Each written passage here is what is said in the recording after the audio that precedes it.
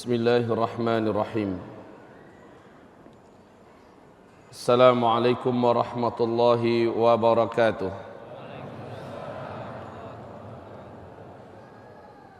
Alhamdulillahi rabbil alamin.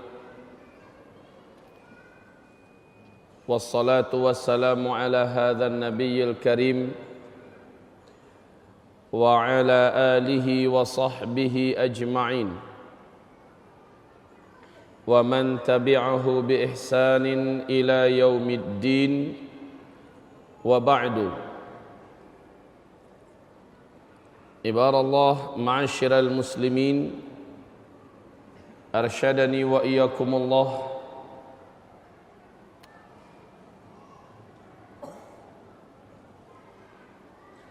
marilah kita sama-sama menambahkan lagi rasa syukur kita kepada Allah Subhanahu wa taala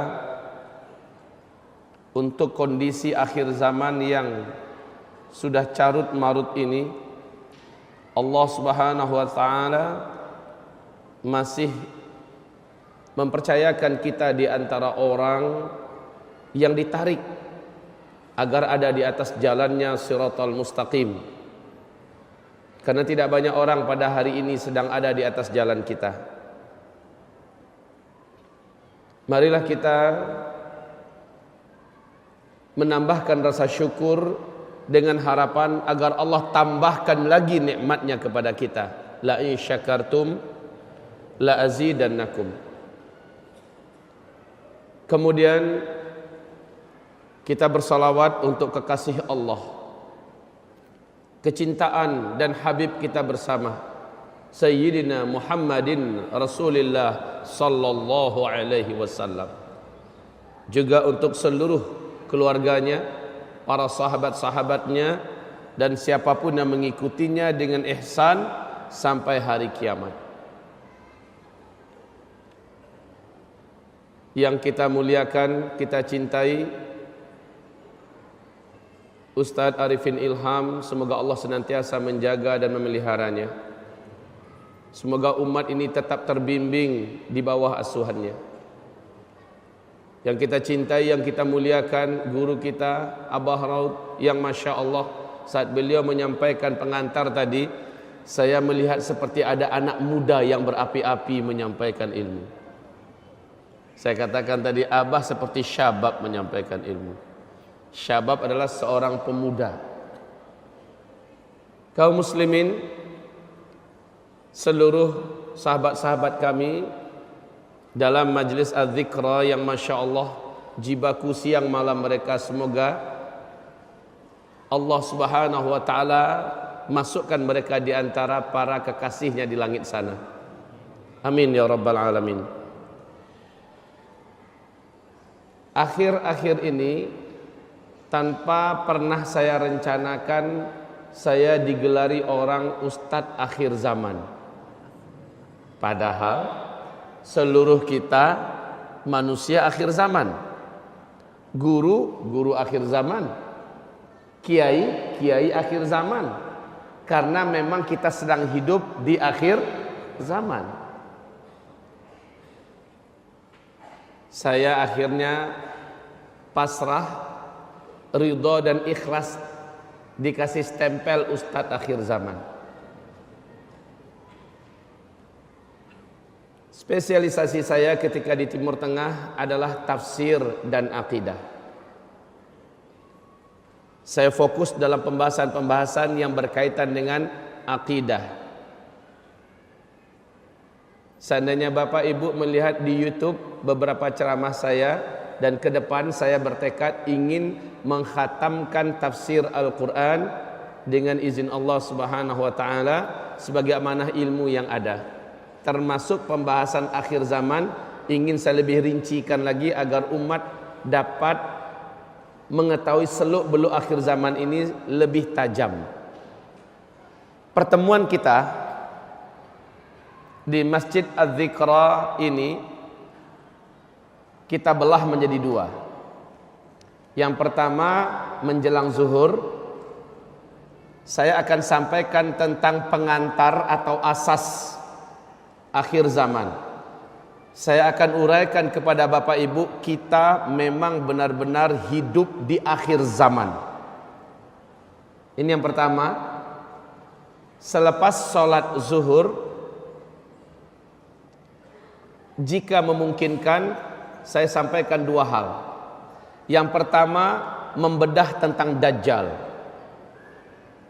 Dan yang kedua, ini kita jadikan penutup, persiapan dan amalan apakah yang harus kita segera lakukan dalam rangka menyambut huru hara dan petaka-petaka besar akhir zaman, agar kita termasuk di antara hamba Allah yang selamat agama, selamat dunia, selamat akhirat. Ini yang paling penting. Kalau ada yang sudah berniat hanya sampai zuhur, maka baiknya urungkan lagi niatnya. Belum tentu Allah akan kasih rezeki seperti hari ini. Dan belum tentu seorang hamba Allah Zulkifli Muhammad Ali masih punya umur sampai besok. Hari ini adalah milik kita, maka pastikan jangan lepas kemana-mana. Hari ini kita raja dari waktunya, maka jangan sampai kita diatur oleh waktu yang lain yang tidak lebih penting daripada ini. Kaum muslimin, hamba-hamba Allah sekalian yang saya muliakan, tentang akhir zaman.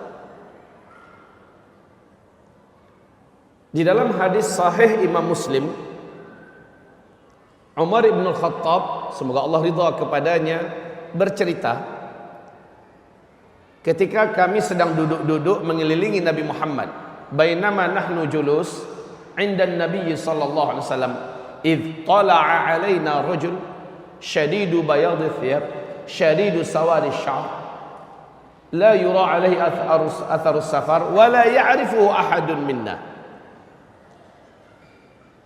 Tiba-tiba datang seorang lelaki ke tengah-tengah kami, sangat putih baju jubahnya, bersih sekali,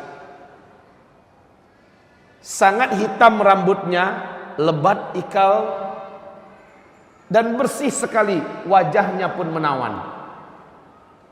Tidak nampak orang ini tanda-tanda habis melakukan safar yang jauh. Lah dulu itu nggak ada pesawat, dulu itu tidak ada mobil. Kalau orang lepas dari safar ketahuan Pak, mukanya kusut, rambutnya semrawut, bajunya juga lusuh. Tapi ini nggak nampak sedikit pun, bersih banget. Mendadak muncul satu kota Madinah, nggak ada yang kenal dengan laki-laki ini. Fajalasa ila Nabi sallallahu alaihi wasallam fasnada rukbatih ila rukbatih.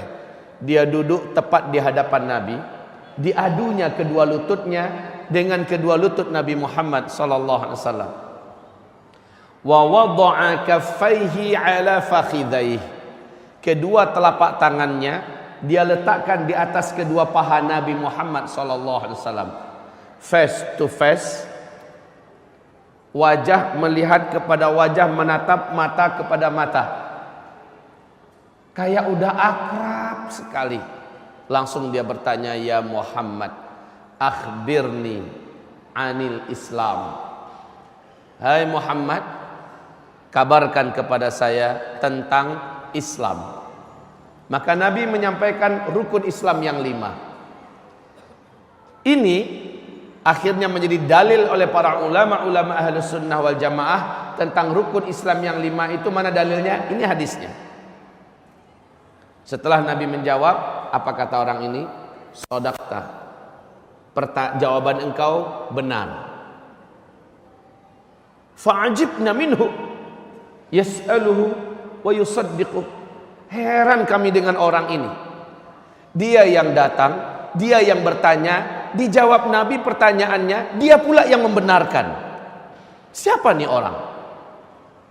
Dia kembali bertanya, akhbirni anil iman. Kabarkan kepadaku tentang iman. Apakah iman itu? Nabi menjawab dengan rukun iman yang 6. Setelah Nabi menjawab, sekali lagi dia berkata, shadaqta. Bagus. Jawaban ini juga tepat. Kemudian dia bertanya tentang ihsan. Nabi menjawab, an ta'budallah ka'annaka tarah, fa in lam takun tarah fa innahu yarak. Engkau beribadah kepada Allah seolah-olah engkau sedang melihat Allah. Jika tidak mampu engkau beribadah kepada Allah, engkau yakin Allah sedang melihat kepada engkau. Itu yang ihsan. Barulah dia bertanya, matas sa'ah, hai Muhammad, kapan kiamat terjadi? Di mana-mana engkau menyampaikan kiamat sangat dekat, kiamat sudah sangat dekat. Kami ingin kepastian Muhammad. Matas sa'ah, kapankah kiamat itu akan terjadi? Tepatnya kapan? Nabi sebagai seorang as-sadiqul masduq menjawab, mal mas'ulu anha bi'a'lama minas sa'il. Sorry, untuk pertanyaan yang ini tidaklah orang yang ditanya lebih tahu daripada orang yang bertanya. Saya tidak tahu. Kesimpulan ini menjadi pegangan ulama Ahlus Sunnah wal Jamaah sampai hari kiamat. Tidak seorang pun makhluk, tidak seorang pun manusia di bumi ini sampai kiamat yang tahu kapan kiamat itu akan terjadi. Tanggalnya, bulannya, tahunnya. Ke depan, kalau bapak semua, ibu-ibu mendengarkan ada ramalan kiamat, bagaimana prinsip kita? Wajib diingkari, jangan pernah percaya, tolak mentah-mentah. Siapapun yang menyampaikannya, sehebat apapun orang yang menyampaikannya, hafal seluruh kitab di muka bumi ini, bukan hanya Al-Quran, bukan hanya kitab-kitab yang lain, bukan hanya buku-buku kuning, bukan, semuanya dia hafal. Karomahnya Masya Allah, dari sini ke Mekah cuma 1 detik. Hujan lebat dia nggak basah, dibakar nggak terpanggang, nggak mempan dengan senjata tajam apapun. Kalau ngomong petir keluar dari mulutnya. Jenggotnya dari sini sampai ke Singapura. Dia berani menyatakan kiamat akan terjadi pada tanggal anu, bulan anu, tahun anu. Wajib kita mengatakan kamu pendusta. Tidak ada ramalan kiamat. Allah juga memutuskan dalam Al-Quran, yas'alunaka 'anis sa'ah ayyana mursaha. Mereka orang-orang itu bertanya kepada engkau wahai Muhammad tentang kiamat, kapan akan terjadinya? Fima anta min dzikraha. Engkau senantiasa memperingatkan umat, kiamat sudah dekat, kiamat sudah dekat. Sekarang mereka bertanya kepada engkau, kapan kiamat itu? Ila rabbika muntahaha. Hanya Allah Rabbmu yang tahu pastinya kiamat itu terjadi kapan. Ini pegangan kita. Maka kita menguraikan tentang akhir zaman, bukanlah menyampaikan tentang kiamat akan terjadi tanggal, bulan, tahun anu. Tidak. Saya hanya akan menyampaikan inilah kita di akhir zaman. Persis saat Nabi sudah angkat tangan, saya nggak tahu. Lalu beliau ditanya, akhbirni an amaratiha. Kabarkan kepada saya Muhammad tentang ciri-ciri kiamat sudah dekat. Nah, pertanyaan yang ini, apa kata Nabi? Kalau ini pertanyaan ente, ini gua banget ini. Saya bisa jawab kalau pertanyaan yang ini. Ciri-cirinya, tanda-tandanya saya sampaikan. Di dalam hadis ini Nabi menyebutkan antalidal amatu rabataha wa antaral hufatal uratal alata ri'a asyah yatatawaluna fil bunyan. Setelah Nabi menjawab begitu, orang ini langsung berdiri, dia pergi. Umar dicolek oleh Nabi. Umar, ente tahu itu orang siapa? Enggak ya Rasul. Kejar, tangkap dia, bawa kemari, giliran kita yang tanya itu orang siapa? Siap ya Rasulullah. Umar pun berdiri. Bapak tahu langkahnya Umar bin Khattab ini Pak, 2 kali langkahnya para sahabat. Dia orangnya tinggi. Dalam sejarah disebutkan Umar kalau naik kuda perang, kakinya tidak digantungnya di stirap, dibiarkannya lepas, kudanya jalan, 2 ujung kakinya bisa membuat 2 garis di jalan. Tinggi gede Umar, dia menyusul langsung. Padahal baru aja pergi itu orang. Umar ngelihat kiri kanan, nggak ada. Ya Rasulullah, he's gone. Dia udah pergi ya Rasul, udah nggak tahu kemana. Innahu Jibril, kata Rasul. Itu tadi adalah malaikat Jibril. Atakum liyu'allimakum dinakum.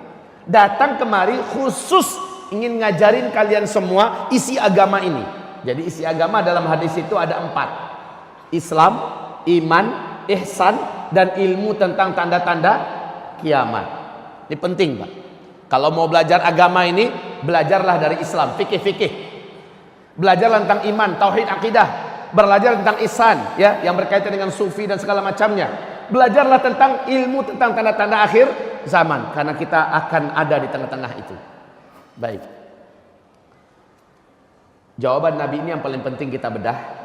Antalidal amatu rabataha wa antaral hufatal uratal alah ri'a asyah yatatawaluna fil bunyan. Ciri kiamat sudah sangat dekat adalah jika engkau memasuki satu zaman, orang yang hidup pada zaman itu dulunya mereka miskin-miskin, kere-kere, penggembala ternak. Saking miskinnya mereka tidak punya alas kaki dan telanjang dada. Yatatawaluna fil bunyan. Tiba-tiba mereka menjadi kaya raya, berkuasa, berlomba-lomba, berbangga-bangga membangun gedung-gedung yang tinggi. Jika zaman itu engkau temukan, jarak masa antara engkau dengan kiamat sudah sangat-sangat dekat. Ini hadis Imam Muslim. Di dalam hadis Imam Ahmad, Abu Hurairah bertanya kepada Rasulullah, "Ya Rasul, siapakah yang engkau maksud? Miskin, penggembala ternak, tiba-tiba menjadi kaya raya, dan mereka berkuasa, lalu mereka berlomba-lomba, berbangga-bangga membangun gedung-gedung yang tinggi. Siapakah yang engkau maksud itu, wahai Rasulullah?" Jawaban Nabi sangat menakjubkan. Humul Arab. Humul Arab. Mereka adalah bangsa Arab. Lihat ini hadis, lihat realitanya sekarang. Sebelum minyak bumi ditemukan, Arab masih namanya Jazirah Arab. Miskin Pak, gurun Sahara luas, tandus, seperti nggak punya masa depan, nggak punya harapan. Masyarakatnya memang mengandalkan beternak semampunya. Tapi saat minyak bumi ditemukan, apa yang terjadi Pak? Mereka langsung berubah menjadi negara petrodolar. Masing-masing mendirikan negara sendiri-sendiri. Arab Saudi, Kuwait, Qatar, Uni Emirat Arab, Bahrain, Oman, dan Yaman. Masya Allah, lihat apa yang mereka buat hari ini. Lihat saja di Arab Saudi, di sekitar Masjidil Haram, mereka sudah membangun gedung-gedung yang menakjubkan. Mata dunia tertuju dan terarah ke sana. Gedung-gedung yang lebih tinggi daripada bukit-bukit yang ada. Kayak tenggelam Ka'bah dibuatnya kaum muslimin. Lihat Masjid Nabawi dikitari oleh hotel-hotel bintang 5, besar-besar dan tinggi-tinggi, mewah-mewah.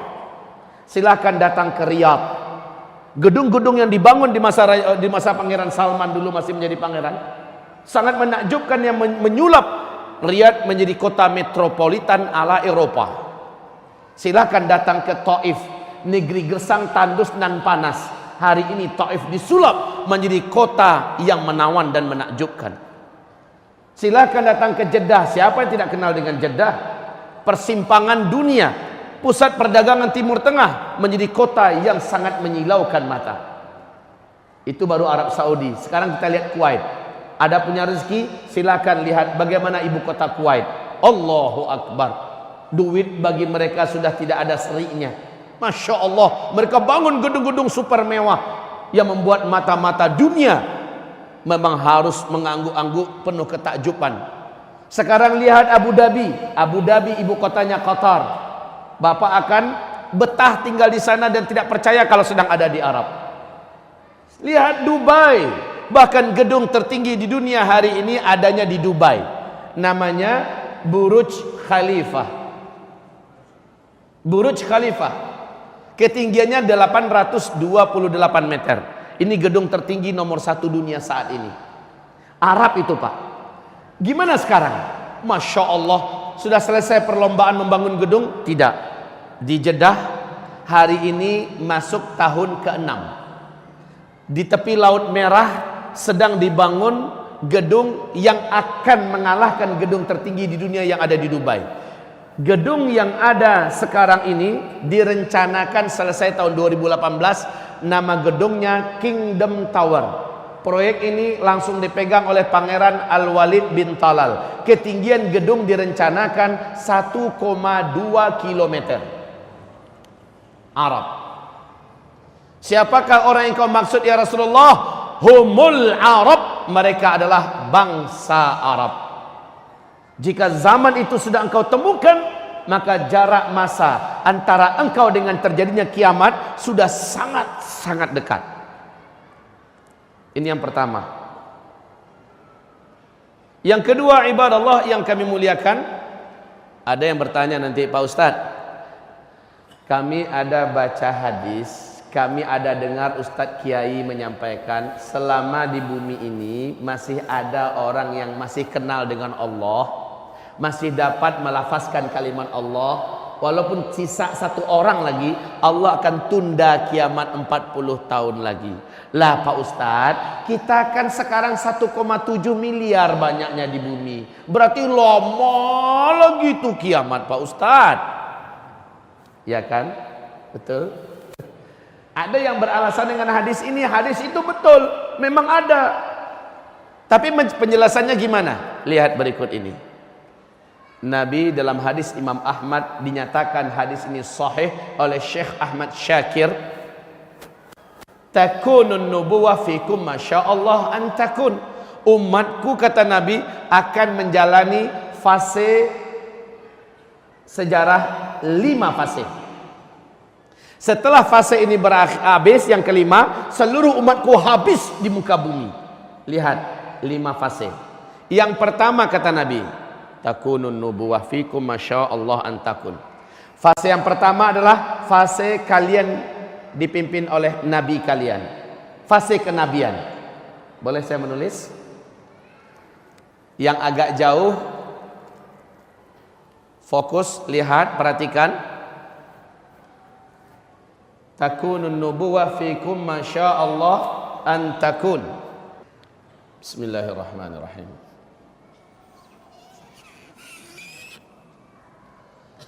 5 fase. Fase yang pertama Nabi menyebutkan fase kenabian. Yang memimpin umat adalah langsung Nabi Muhammad sallallahu alaihi wasallam. Tsumma yarfa'uha Allah idza syaa'a ayarfa'aha. Allah pasti akan mengangkat fase itu jika menurut Allah waktunya dah habis. Fase ini telah berakhir dengan wafatnya Nabi Muhammad sallallahu alaihi wasallam. Lalu kalian masuk pada fase kedua. Thumma takunu khilafatan ala minhajin nubuwah. Lalu kalian masuk pada fase kekhalifahan dengan konsep kenabian. Yang memimpin umat Islam adalah para khalifah Rashidah. Dan Rasulullah langsung menyebutkan lama fase ini hanya 30 tahun. Thumma yarfa'uha idza syaa'a ayarfa'aha. Fase ini akan Allah angkat, akan berakhir jika menurut Allah waktunya sudah habis. Wafatnya Khalifah Ali bin Abi Thalib adalah akhir dari fase yang kedua. Kemudian kalian masuk pada fase ketiga kata Nabi. Thumma takunu mulkan 'addan. Fatakunu masyaallah an takun thumma yarfa'uha idza syaa'a yarfa'aha. Fase yang ketiga, kalian akan dipimpin oleh para khalifah-khalifah yang menggunakan sistem kerajaan. Ini adalah fase yang ketiga. Gelar pemimpinnya tetap khalifah, akan tetapi sistem yang mereka gunakan sistem kerajaan.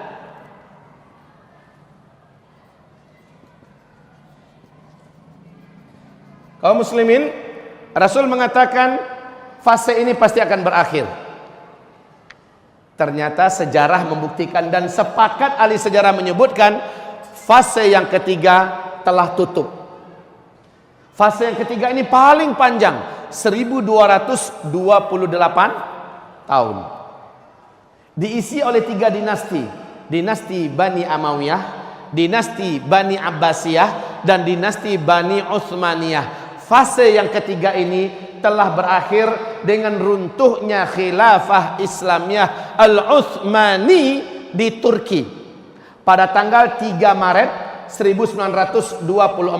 Maka sejak ini umat Islam sudah kehilangan kepemimpinan di muka bumi. Tidak ada satupun khalifah yang memimpin umat Islam lagi. Dan setiap ada upaya untuk menegakkan imarah Islamiyah, daulah Islamiyah, di bumi hanguskan oleh kekuatan blok timur dan blok barat.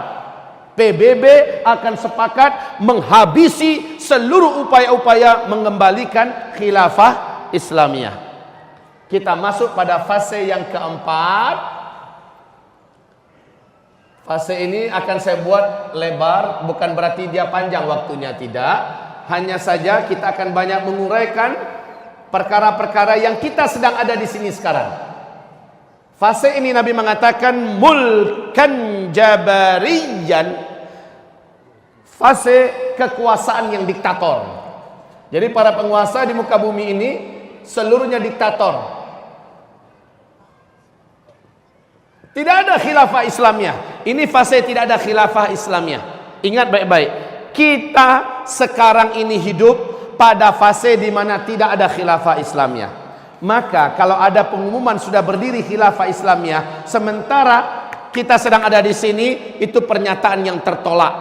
Oleh sebab itu, pengumuman ISIS yang mengumumkan bahwa mereka adalah khilafah Islamiyah September 2014, menurut konsep hadis dan menyepakati seluruh ulama satu bumi ini menolak bahwa itu adalah khilafah. Ini bukan zaman khilafah. Ini adalah zaman kediktatoran yang memimpin dunia. Pada zaman ini beratnya keadaan Islam nggak dapat disebut, Pak. Tekanan dan serangan yang dihadapi oleh Islam bertubi-tubi dari depan, dari belakang, dari kanan, dari kiri, dari atas, dari bawah, dari dalam, dari luar, luar biasa. Islam betul-betul digoyang. Pondasi-pondasi ajaran Islam betul-betul dihabisi sehabis-habisnya. Yuriduna liyutfi'u nurallah biafwahihim wa ya'ballahu illa ayyutimman nurah. Bagaimanapun mereka berusaha memadamkan Islam, Allah akan pertahankan Islam itu akan tetap ada. Hanya saja umat Islam pada fase keempat benar-benar jadi bulan-bulanan. Umat Islam hancur lebur, babak belur di mana-mana. Pada masa ini orang-orang yang beriman, imannya tanggung-tanggung, pasti akan jatuh, Pak, nggak mampu bertahan. Jadi kalau jadi orang beriman di fase ini jangan tanggung-tanggung, mukmin haqqan sekalian. Jangan tanggung-tanggung. Kalau tanggung jatuh. Kata Rasulullah, yusbihur rajulu fiha mu'mina wa yumsi kafira. Paginya masih beriman, sorenya udah kafir. Yumsi mu'mina wa yusbihu kafira. Sorenya masih beriman, besok paginya udah kafir. Kapan kejadian ini? Pada fase keempat. Di fase keempat ini fitnah terus menanjak naik. Terus menanjak naik sampai kepada puncaknya, dan demi Allah pada saat itu umat Nabi akan terpisah menjadi 2 kelompok saja. Mukmin haqqan yang tidak bercampur dengan kemunafikan sedikit pun, atau munafik haqqan yang tidak ada iman sedikit pun. Dan mayoritas umat Nabi mau cari aman, mereka bergabung dalam komunitas munafik haqqan. Na'udzubillah. Kaum muslimin yang kami muliakan, pada fase keempat Nabi menyebutkan dalam hadis sahih Bukhari, sahih Muslim, la ya'ti 'alan nasi zaman illa alladhi ba'dahu syarrun minhu hatta talqaw rabbakum. Tidaklah akan datang kepada manusia nanti suatu zaman, melainkan orang yang hidup pada hari itu melihat hari-hari yang mereka jalani ternyata lebih buruk daripada hari sebelumnya. Hari esok lebih buruk daripada hari ini. Makin ke depan makin semakin buruk keadaan. Zaman yang dimaksud oleh Nabi adalah fase keempat. Coba saja Bapak perbandingkan kita 10 tahun yang lalu dibandingkan sekarang, carut marut yang mana Pak? Keadaan sekarang, baik secara moral, secara pendidikan, secara mental, secara ekonomi, secara politik, carut marut yang mana? Kita sekarang atau beberapa tahun yang lalu? Jelas, makin ke depan, Bapak jangan mimpi, Ibu jangan mimpi keadaan akan menjadi baik, tapi malah semakin yang mungkin menjadi lebih baik adalah iman kita. Yang mungkin menjadi lebih baik adalah amal kita. Tetapi keadaan, alam, sosial, politik, ekonomi, jangan pernah bermimpi. Makin ke depan, makin tajam keadaan yang harus kita hadapi. Ini fakta. Bandingkan saja, debu asap yang kemarin kita merasakan se-Indonesia, bagaimana dengan debu asap tahun sebelumnya? Mana yang lebih tebal? Kemarin. Untuk berikutnya debu asapnya seperti apa? Mungkin berbentuk dukhan lagi, bukan lagi debu asap. Wallahu a'lam. Musibah jamaah haji bulan Zulhijjah yang kemarin ini, bandingkan dengan musibah jamaah haji Zulhijjah tahun sebelumnya, mana yang lebih banyak musibahnya? Banyak kemarin. Lihat kaum muslimin, kekacauan yang terjadi di Timur Tengah tahun yang lalu dibandingkan tahun sekarang, lebih carut marut tahun yang sekarang. Kedepannya akan lebih parah. Bencana demi musibah di mana-mana susul menyusul juga jauh lebih hebat, lebih berat daripada sebelumnya. Intinya pada fase ini kita akan melihat umat Nabi betul-betul dibelasah sejadi-jadinya. Wallahi, seandainya iman kita tanggung-tanggung, berislam gak mau kafah, saya khawatir kita termasuk yang tidak mampu bertahan lalu berguguran di atas jalan dakwah, berguguran di atas jalan Allah, tidak termasuk di antara hamba yang diakui lagi oleh Allah. Wa minan nas may ya'budullah ala harf, in asabahu khairun itma'anna bih, wa in asabahu fitnatun inqalaba ala wajhihi khasirat dunya wal akhirah. Di antara manusia ada yang menyembah Allah di pinggir-pinggir. Kalau baik aja keadaan, dia tenang. Tapi kalau ada musibah dan ujian, maka mereka segera lari ngacir. Dia lepaskan dan dia tinggalkan agamanya. Khawatir Pak, di fase keempat, fase akan banyaknya kemurtadan dari umat Nabi di muka bumi ini. Perlu saya sampaikan ini, agar setelah disampaikan, Bapak periksa diri masing-masing dan keluarga. Apakah kualitas iman kami sekeluarga sudah siap menghadapi petaka dan bencana akhir zaman? Jika belum, segera di-upgrade. Jika belum, segera diperbaharui dan diperkuat. Pastikan setiap kita, qu anfusakum wa ahlikum nara. Pastikan setiap kita memastikan dirinya dan keluarganya tidak termasuk di antara yang hancur, hanyut dan celaka, murtad dan sengsara. Lanjut. Fase keempat ini pasti berakhir. Nanti saya akan fokus di sini. Fase keempat ini pasti berakhir, sekarang belum. Langsung masuk pada fase yang kelima. Ini adalah fase di mana Rasulullah SAW sebutkan umat Islam dan manusia di muka bumi ini jumlahnya sudah menjadi sepi. Manusia udah jadi sepi di bumi. Sebab apa? Pada fase ini sangat banyak nyawa-nyawa di muka bumi yang berterbangan. Karena musibah, karena bencana, karena peperangan, pembantaian segala macamnya terjadi di penghujung fase yang keempat. Masuk di sini dunia tenang, setenang-tenangnya.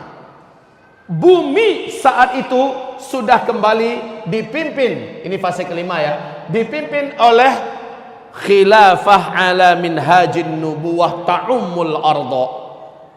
Di hadis yang lain, khilafatan ala minhajin nubuwah thumma sakat. Fase penutup, khilafah akan kembali tegak di muka bumi. Dunia akan kembali dipimpin oleh umat Islam, dan Allah janjikan ini dalam Al-Quran. Quran surat An-Nur surat 24 ayat ke-55. Allah bersumpah, Allah berjanji, kalian akan kembali menjadi pemimpin di dunia. Sebelumnya kalian telah memimpin dunia, lalu kalian mengalami kekosongan kepemimpinan, dan Allah janji kalian akan kembali menjadi khalifah di muka bumi. Janji Allah di surat An-Nur. Bapak Ibu, Tahukah Bapak Ibu syaratnya apa untuk sampai ke sini? Syaratnya umat Islam benar-benar ada di puncak ketidakberdayaan, barulah Allah berikan kemenangan. Makin ke atas berarti makin berat yang akan dijalani oleh umat Nabi, barulah Allah beri kemenangan. Aneh saja, di New York Times, majalah Amerika Serikat paling bergengsi, CIA, intelijen Amerika Serikat, berani memberikan pernyataan seperti ini, Pak. Dunia di masa depan akan kembali digenggam oleh khilafah Islamiyah. Menurut hitungan kami, kata CIA, menurut hitungan kami, dunia akan kembali dipimpin oleh khilafah Islamiyah tahun 2020. Tahun 2020. Jika yang mereka katakan benar, sekarang 2016. Berarti sudah sangat dekat untuk sampai ke fase kelima. Jawaban dari kita adalah jangan percayai dan yakini yang mereka katakan, sekedar dengar dan tahu nggak apa-apa. Ya. KGB Rusia, intelijen Rusia mengatakan puncak jaya-jayanya khilafah Islamiyah masa yang akan datang adalah pada tahun 2025. Ini menurut KGB Rusia. Kalau CIA mengatakan startnya 2020, menurut Rusia puncak-puncak jayanya 2025.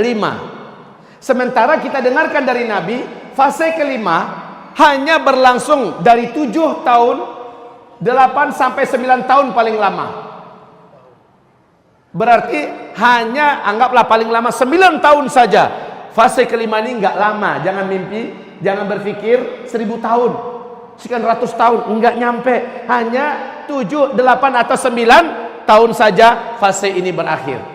Siapakah yang memimpin bumi umat Islam pada masa ini?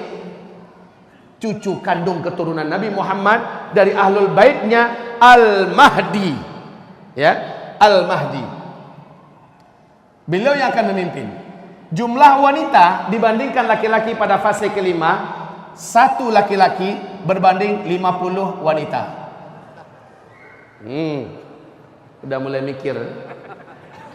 Udah nggak kepikiran lagi saat itu. Saatnya poligami. Pada saat ini kaum muslimin, kaum lelaki 1 berbanding 50. Pada kemana tuh laki-laki?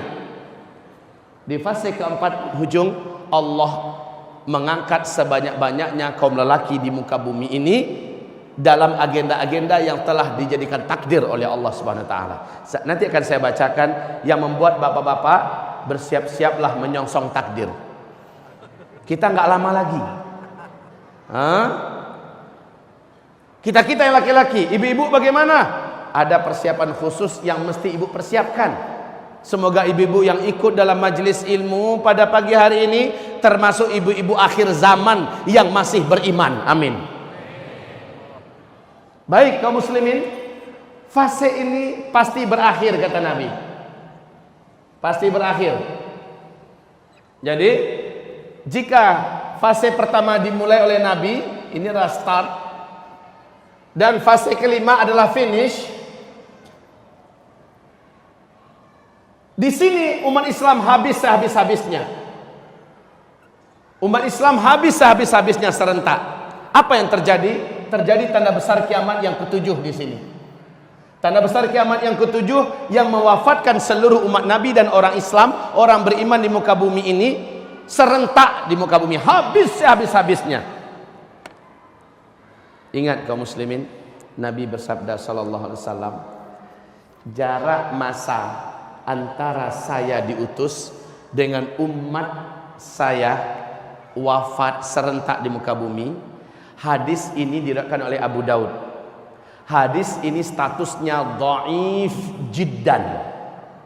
Karena dhaif jiddan, adabnya sampaikan status hadis itu dan tidak boleh dibina di atasnya akidah dan keyakinan.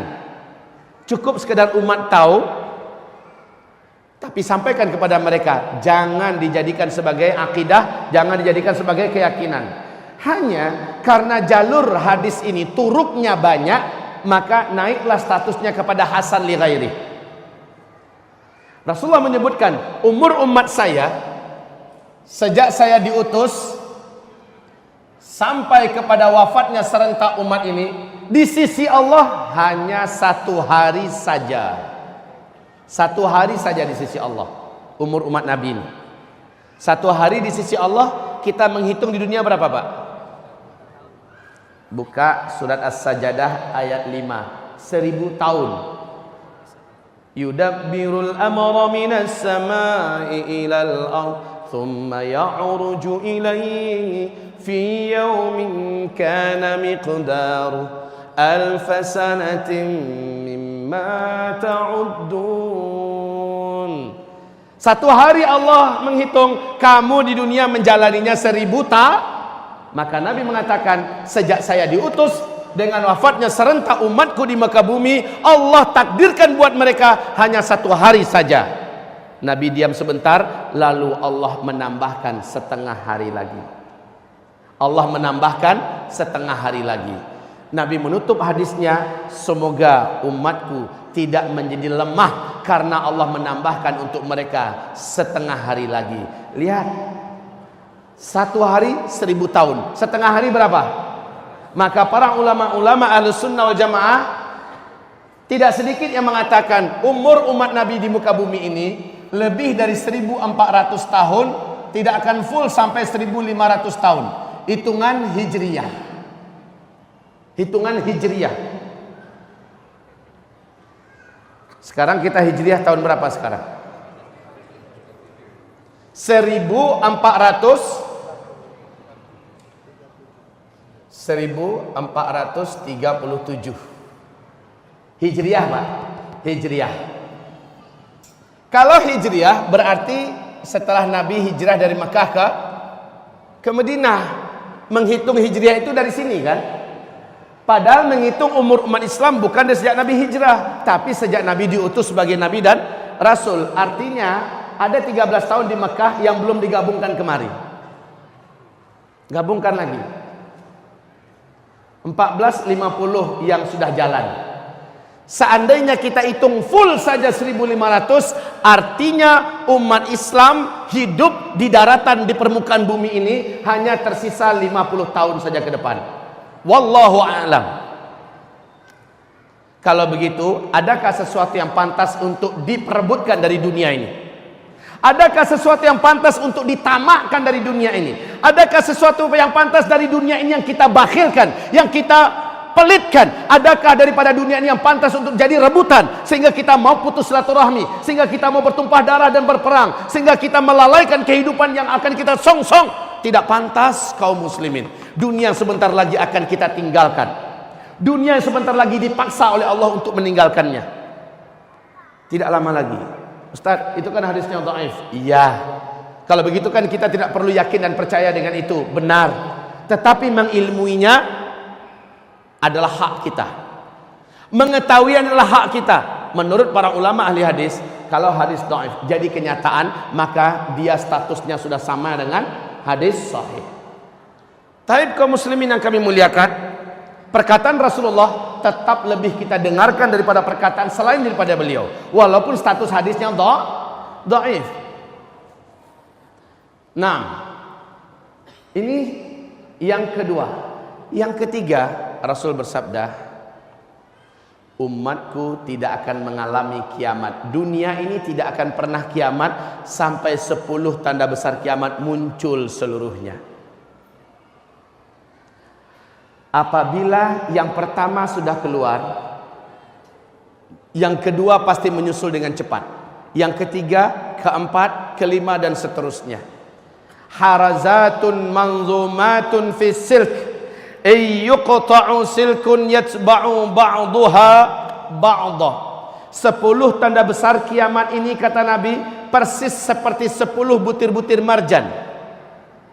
Yang di tengah-tengahnya ada ruangan kosong, lalu dimasukkan tali. Antar satu butir dengan butir yang lain dihubungkan oleh tali tersebut. Mirip seperti butir-butir tasbih. Di bagian bawahnya dikasih simpul, sehingga tertahan butiran itu keluar. Iyuqta'u silkun, ketika simpul itu dipotong, apa yang terjadi? Butiran pertama keluar. Bagaimana butiran kedua? Langsung menyusul. Yang ketiga, keempat, kelima, keenam, pop, pop, pop, pop, pop, pop, pop, susul menyusul dengan sangat cepat. Antara jarak butiran pertama keluar dengan kedua sangat dekat. Jangan fikir sampai ribuan tahun, ratusan tahun, puluhan tahun. Tidak, sangat dekat. Kalau yang pertama sudah keluar, yang kedua pasti di belakangnya menyusul. Yang ketiga menyusul lebih cepat lagi. Yang keempat lagi lebih cepat. Seterusnya seperti itu. Harazatun manzumatun fi silk. Yutsba'u silkun yatsba'u ba'duha, yuqta'u silkun yatsba'u ba'duha ba'dan. 10 tanda besar kiamat ini 7-nya akan disaksikan oleh umat Nabi. Kita umat Nabi masih hidup di bumi sempat menyaksikan yang 7 ini. 3 yang sisa akan disaksikan oleh orang-orang kafir saja yang masih tersisa hidup di dunia. Apa yang 7? 7 itu 4-nya ada pada fase keempat, ya. Kemudian 3-nya terjadi pada fase kelima. Mari kita saksikan bersama-sama uraiannya berikut ini. Kalau Bapak Ibu membaca buku-buku tentang hadis-hadis fitnah akhir zaman, insya Allah Bapak Ibu akan bingung membacanya. Sebab hadisnya seperti tumpang tindih, Pak. Kayak nggak tertib, nggak teratur. Ini menyebabkan orang, walaupun dia orang alim, kalau dia tidak berdalam-dalam, dia akan penuh dengan kebimbangan dan kebingungan. Kemana nih perginya hadis, kemana? Sejak tahun 2003, saya mencoba membedah kitab-kitab, bermajlis dengan para ulama, bermulazamah dengan ulama ahli hadis, dan saya pastikan kepada mereka, akhirnya urutan berikut, insya Allah Ta'ala, urutan yang lebih banyak dipegang oleh para ulama-ulama Ahlus Sunnah wal Jamaah dari hadis-hadis yang sahih bahkan mutawatir. 10 tanda besar kiamat. Yang awal, ini yang pertama, tanda besar kiamat yang pertama, bumi dibungkus oleh dukhan. Bumi dibungkus oleh dukhan. Gelap bumi ini selama 40 hari 40 malam. Dukhan. Dukhan, ya. Dukhan. Dukhan ini adalah kabut asap, kabut debu yang sangat panas dan sangat tebal. Saking panasnya, kata Rasulullah SAW, orang-orang kafir sampai melepuh kulit mereka. La ilaha illallah, panasnya kayak dalam oven, Bu. Saking panasnya, orang kafir loh ya. Dan dari lubang hidung mereka mengeluarkan asap, dari mulut mereka mengeluarkan asap, dari lubang dubur mereka juga mengeluarkan asap. Mata mereka seperti mau lepas dan keluar dari sarangnya. Telinga mereka seperti mau pecah. Jantung mereka seperti panas terbakar. Orang-orang kafir. Dan orang-orang yang beriman hanya imannya menyimpang. Orang-orang Islam yang hobi buat dosa dan maksiat, kata Rasulullah sallallahu alaihi wasallam, mereka sama tersiksanya seperti orang kafir. Akan tetapi umatku yang beriman, imannya lurus, dan amal soleh mereka banyak sebelum itu terjadi, mereka aman. Saat dukhan sudah lenyap, matahari kembali nampak, orang-orang yang beriman dan yang amal solehnya banyak sebelum kejadian itu hanya seperti terserang flu dan demam saja. Kulitnya utuh, tubuhnya utuh, dia sehat, dia selamat, hanya seperti terserang flu dan demam saja. Tapi orang kafir, orang Islam yang hobi berzina sebelum kejadian itu, orang Islam yang hobi minum minuman keras, orang Islam yang hobi menelantarkan salat, orang Islam yang hobi durhaka kepada kedua orang ibu bapaknya, orang Islam yang masih hobi makan riba, orang-orang Islam yang masih banyak berbuat dosa dan maksiat, dia sama tersiksanya seperti orang-orang kafir. La haula wala quwata illa billah. Dukhan ini 40 hari 40 malam. Bumi ini gelap gulita. Kalian tidak mampu membedakan kapan siang, kapan malam. Bahkan salah seorang di antara kalian mencoba mendekatkan telapak tangannya ke arah wajah, lam yakad yaraha, tak mampu melihat apa-apa saking tebalnya dukhan itu. La haula wala quwata illa billah. Kaum muslimin yang kami muliakan, setelah dukhan hilang, lenyap, apa kejadian? besok harinya manusia dikejutkan dengan musibah lanjutan. Semua teknologi sudah berhenti. Semua teknologi sudah berakhir. Listrik tidak ada lagi, sinyal sudah hilang, mobil tidak bisa dihidupkan, pesawat tidak bisa dibawa terbang. Semua yang memanjakan manusia dari teknologi dan penemuan-penemuan modern berakhir. La haula wala quwata illa billah. Kenapa? Ada penyebabnya yang akan saya uraikan nanti dengan izin Allah Subhanahu wa taala. Saya bahagia, saya bangga, saya bersyukur dikasih oleh Allah kesempatan bisa bicara dengan sebanyak-banyak manusia seperti sekarang di sini. Dan saya yang paling bersyukur sekali Abah, dikasih waktu 6 jam. Ini yang lama saya rindukan. Saya rindu bisa bicara lebih lama. Dan selama ini saya hanya bisa melampiaskan itu di Malaysia. Di Malaysia dari pagi sampai menjelang maghrib saya bicara akhir zaman. Di sini kali pertama di Indonesia saya akan berbicara 6 jam. Kaum muslimin, ini belum apa-apa dibanding yang mulia Rasulullah. Rasulullah kata para sahabat, bicara tentang akhir zaman, sejak lepas sholat subuh beliau naik ke atas mimbar. Beliau ceramah sampai masuk waktu zuhur. Masuk waktu zuhur beliau turun mengimami kami sholat berjamaah. Habis zuhur naik lagi ke atas mimbar, lanjut sampai asar. Asar beliau turun mengimami sholat asar. Lepas itu naik lagi, lanjut sampai maghrib. Sehingga kata para sahabat seperti Abu Hurairah berkata, tidak ada seorang pun di antara kami yang berani beranjak dari tempat duduknya.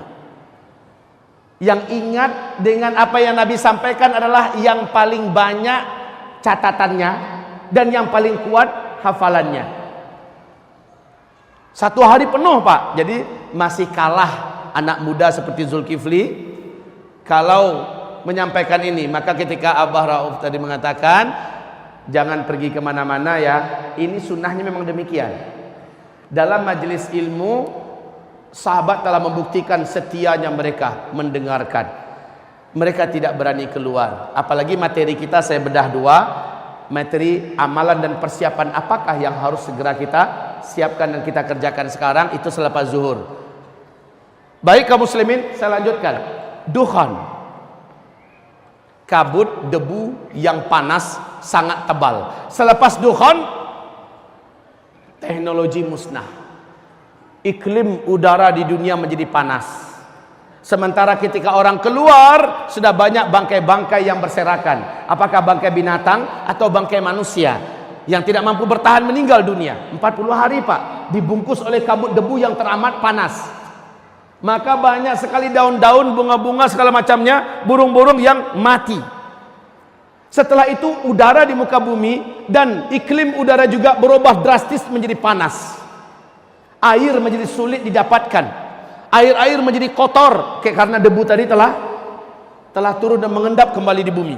La haula wala quwata illa billah. Kaum muslimin yang kami muliakan, sejak itu kelaparan mulai melanda di muka bumi. Serentak seluruh dunia mengalami kelaparan. Sepertiga air dari langit Allah tahan. Sepertiga tanam-tanaman di muka bumi Allah biarkan mati. Kekurangan pakan secara global, serentak di muka bumi kekurangan makanan. Kalau hanya India yang kekurangan makanan, mudah-mudahan Thailand bisa menolong, Indonesia bisa menolong. Lah ini serentak seluruh dunia kekurangan pakan. Orang berharap mudah-mudahan tahun depan lebih baik, ada solusi, hujan turun lebih banyak. Harapan orang hanya tinggal harapan tahun esoknya lagi, tahun kedua, 2/3 air dari langit Allah tahan. 2/3 tanam-tanaman dan hewan yang dapat dimakan, hewan ternak yang dapat dimakan di bumi, Allah biarkan mati. 2 kali lipat daripada tahun yang lalu Pak. Beratnya hidup, kelaparan semakin merajalela di seluruh dunia. Anak-anak kecil banyak bergelimpangan. Orang-orang dewasa juga sudah putus asa. La haula wala quwata illa billah. Saat itulah hadis sahih Imam Bukhari di dalam kitab Al-Adabul Mufrad. Rasulullah bersabda, tidak akan terjadi kiamat sampai tetangga tega mendatangi tetangganya demi memperebutkan sepotong roti yang ada pada tetangga yang ini membunuhnya dan mendapatkan sepotong roti itu. Kadang-kadang tetangganya ngaku nggak punya makanan, nggak percaya yang datang ini, dibunuhnya juga. La haula wala quwata illa billah. Beratnya hidup, orang mulai berani memakan bangkai. Karena lapar. Macam di Suriah Pak, bangkai kucing pun dimakan orang, bangkai tikus pun dimakan orang karena lapar. Ini akan terjadi secara global, bukan hanya di Suriah. Setelah itu tahun ketiga, sama sekali air tidak turun dari langit, sama sekali tanam-tanaman dan hewan ternak yang dapat dimakan di muka bumi mati. Disitulah sahabat bertanya kepada Rasulullah, ya Rasulullah, bagaimana kami melanjutkan hidup ketika makanan saat itu sudah tidak ada? Bagaimana kami bisa bertahan ketika makanan sudah putus, air tidak ada? Nabi menjawab, makan minum kalian saat itu adalah zikir. Subhanallah walhamdulillah wa la ilaha illallah wallahu akbar. Kalian baca terus, niatkan untuk mengenyangkan perut kalian, Allah akan kenyangkan perut kalian. Niatkan ganti minum, maka Allah hilangkan dahaga kalian. Niatkan untuk menguatkan fisik kalian, Allah kuatkan fisik kalian. Baca subhanallah walhamdulillah wa la ilaha illallah wallahu akbar. Zikir adalah makanan kalian, zikir adalah minuman kalian. Kalau di sini kita dilatih untuk bagaimana berzikir, maka ke depan latih lagi zikirnya lebih hebat lagi. Anggap zikir kita selama ini kurang, berlatihlah agar berzikir sebenar-benarnya. Di kitab Zikir Akhir Zaman, kitab yang sudah kita siapkan Bapak Ibu, diajarkan bagaimana cara menyambut energi zikir yang selama ini terpendam. Umat ini sekarang kehilangan energi zikir. Umat ini pada sekarang. Dulu Nabi Yunus dalam perut ikan. Zikir yang dibacakan oleh Nabi Yunus menyebabkan Nabi Yunus hidup dan selamat. Berapa lama Nabi Yunus dalam perut ikan? 40 hari 40 malam. Para ulama ahli tafsir mengatakan, ada yang mengatakan 1 minggu, ada yang mengatakan 20 hari, tetapi banyak riwayat mengatakan beliau dalam perut ikan 40 hari 40 malam. Dukhan berapa lama? Sama, 40 hari 40 malam. Nabi Yunus dalam perut ikan ada oksigen enggak? Dukhan ketika sangat tebal menyelimuti bumi, gampang enggak mendapatkan oksigen? Sama gelapnya, hitam pekat, sama dengan Nabi Yunus. Ada enggak sesuatu yang dapat diminum oleh Nabi Yunus dalam perut ikan? Tidak, sama dengan orang yang dibungkus oleh dukhan. Kejadiannya sama. Maka Nabi mengatakan sallallahu alaihi wasallam, ala unabbiukum bisyai', idza nazala birajulin minkum karbun aw bala'un min balayad dunya thumma da'a bihi illa furija anhu qalu bala qala du'a'u dhinnun. Mau enggak kalian saya ajarkan suatu amalan, suatu bacaan, apabila kalian mau membacanya, kalian mau mengamalkannya, maka tidak ada musibah seberat apapun yang datang kepada kalian, tidak ada satu bencana sehebat apapun yang menimpa kalian, melainkan kalian kalau membaca ini, kalian amalkan ini, Allah akan selamatkan kalian, Allah akan bebaskan kalian dari bencana tersebut. Mau, kata Rasul? Para sahabat menjawab, qalu bala, mau ya Rasul, mau. Nabi mengatakan, du'a'u dhinnun, doa dhunnun. Dhunnun itu adalah gelarnya Nabi Yunus.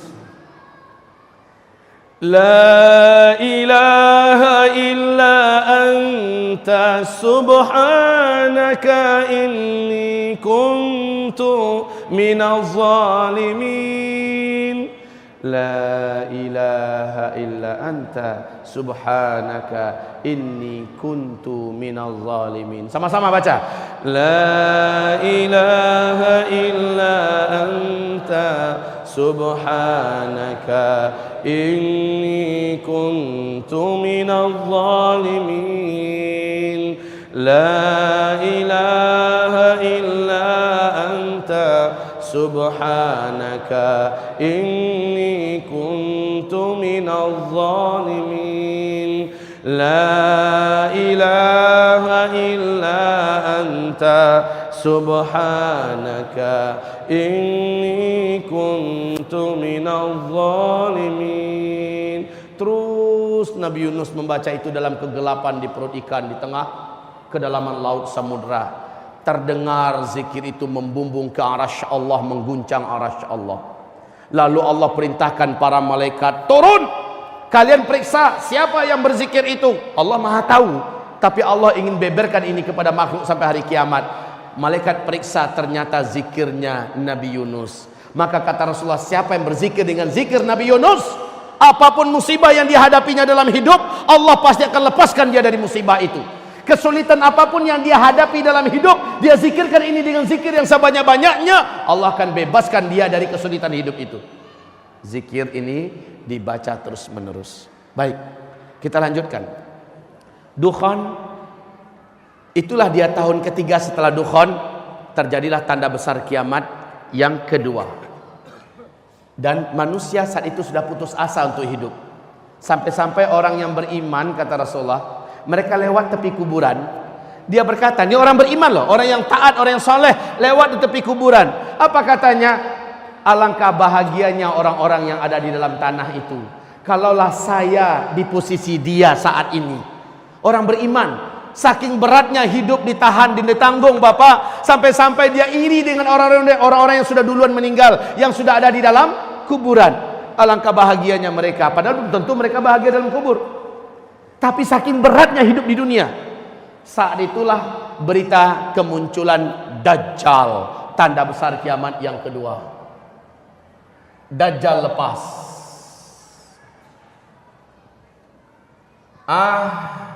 Manusia sudah mengimpi-impikan datangnya makhluk paling celaka ini. Manusia sudah lama merindu-rindukan datangnya. Kenapa? Didengar kabar Dajjallah yang sanggup menyelamatkan manusia. Maka orang rindu ingin berjumpa dengannya, kecuali orang yang beriman. Orang beriman tahu persis Dajjal sudah dekat mau keluar. Lalu orang beriman makin merapat kepada Allah, makin banyak sujudnya, makin banyak angkat doa dan tangannya ke langit, makin minta agar Allah lindungi dari Dajjal. Dan ternyata benar, Dajjal lepas. Ma baina khalqi Adam ila qiyamis sa'ah fitnatun akbar minad Dajjal. Sejak Adam diciptakan sampai kiamat, tidak ada fitnah yang lebih hebat, yang lebih berat, yang lebih dahsyat melebihi fitnahnya Dajjal. Dajjal manusia biasa. Ma min nabiyyin mursal, tidak ada seorang nabi pun yang diutus oleh Allah ke muka bumi melainkan pasti memperingatkan kaumnya tentang bahaya Dajjal. Hati-hati Dajjal, hati-hati Dajjal. Setiap nabi ingatkan kaumnya, hati-hati Dajjal. Dan Rasulullah bersabda sallallahu alaihi wasallam, kalau saat Dajjal itu keluar saya masih hidup, saya yang akan menghadang Dajjal, saya yang akan melawan Dajjal, kata Rasulullah. Tapi kalau saat itu munculnya Dajjal, saya sudah tidak ada. Setiap kalian harus melindungi dan membela dirinya sendiri-sendiri dari Dajjal.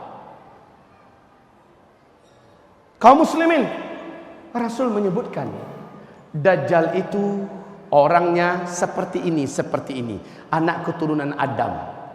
Dia lebih pendek dari kalian sedikit, hanya satu orang. Jangan pikir Dajjal itu sebuah kekuatan yang besar. Ya, dia lebih pendek daripada kalian. Mukanya jelek sekali, matanya dua, yang sebelah kanan kata Rasulullah tertutupi oleh melelehnya daging bagian atas, menutupi mata.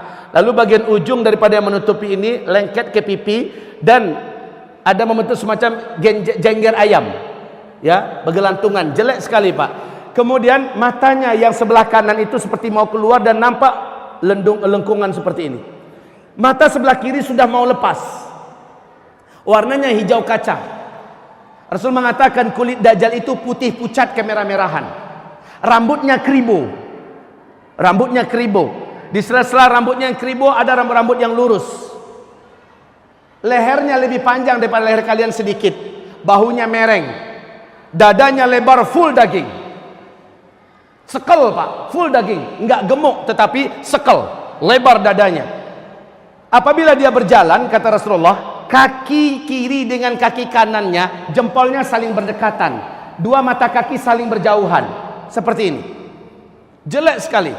Kaum muslimin yang kami muliakan, tapi jangan lihat orang kayak gitu Dajjal gitu, keturunan Dajjal. Ya, Rasulullah menyebutkan khusus orang yang beriman, yang menurut Allah masih ada iman di dadanya. Karena banyak orang nanti merasa dirinya masih beriman, padahal menurut Allah sudah nggak ada lagi iman di dadanya. Khusus orang beriman, dia diberi oleh Allah kemampuan apabila sempat tiba-tiba kepergok atau berjumpa dengan Dajjal, dia pasti bisa melihat ada tulisan kafir di antara dua alisnya. Hanya orang beriman, padahal nggak nampak Pak, tapi khusus orang beriman seperti nampak tertulis kafara di sini. Subhanallah kaum muslimin, menandakan kita hari itu masih beriman atau tidak kalau sempat. Dan jangan pernah ya, mudah-mudahan tidak pernah kita berjumpa dengan Dajjal. Nabi mengatakan jangan pernah kalian berjumpa dengan Dajjal. Jangan kalian pernah berjumpa dengan Dajjal. Demi Allah kata Rasulullah, Dajjal itu bergelar Al-Masih. Dajjal itu bergelar Al-Masih. Al-Masih Dajjal. Apa makna Al-Masih? Sang penghapus. Dajjal itu ketika dia berjumpa dengan orang, hapuslah iman orang itu, menguap. Bahkan kata Rasulullah, akan datang nanti seorang lelaki yang sangat yakin imannya tidak akan hilang. Seorang lelaki yang merasa imannya sudah kuat dan dia tidak akan berubah, tidak akan murtad bila berjumpa dengan Dajjal. Lalu dia keluar dari rumahnya, berjumpa dengan Dajjal. Ketika mana dia bertatapan saling melihat, saat itu hilanglah iman dari dadanya dan dia pun langsung sujud menyembah Dajjal. Padahal laki-laki ini sangat kuat imannya. Maka Nabi haramkan umatnya, jangan pernah nak berjumpa dengan Dajjal. Jangan pernah, apalagi niatnya mau minta tanda tangan. Siapa yang berjumpa dengan Dajjal, murtad, kafir kepada Allah. Dan siapa yang sudah kafir kepada Allah, sampai matinya dia tidak akan pernah lagi beriman kepada Allah. Siapa yang mati, siapa yang kafir gara-gara beriman kepada Dajjal, dia kafir kepada Allah. Saat itu juga sampai matinya dia tidak akan pernah lagi beriman kepada Allah. Dajjal memiliki kemampuan sihir yang teramat sangat kuat dan dahsyat, sehingga seluruh dukun-dukun ahli-ahli sihir terhebat di muka bumi akan sujud menuhankan Dajjal. Seluruh pemimpin-pemimpin dunia akan sujud menyembah Dajjal. La haula wala quwata illa billahil aliyil azim. Dajjal memiliki magic yang sempurna kaum muslimin.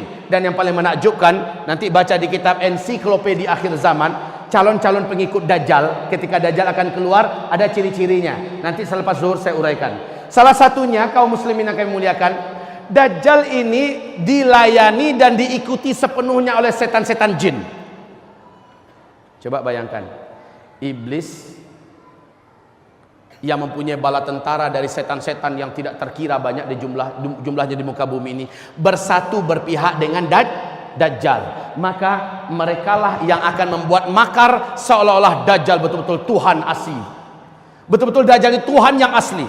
Dajjal menunjuk ke langit, berkumpullah awan, air hujan pun turun.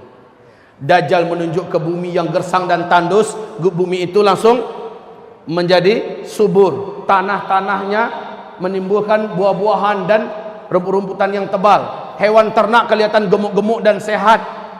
Dajjal menunjuk ke arah kuburan. Satu pemakaman itu, satu kuburan itu bangkit manusia yang kembali utuh dengan tubuh yang sehat, ya.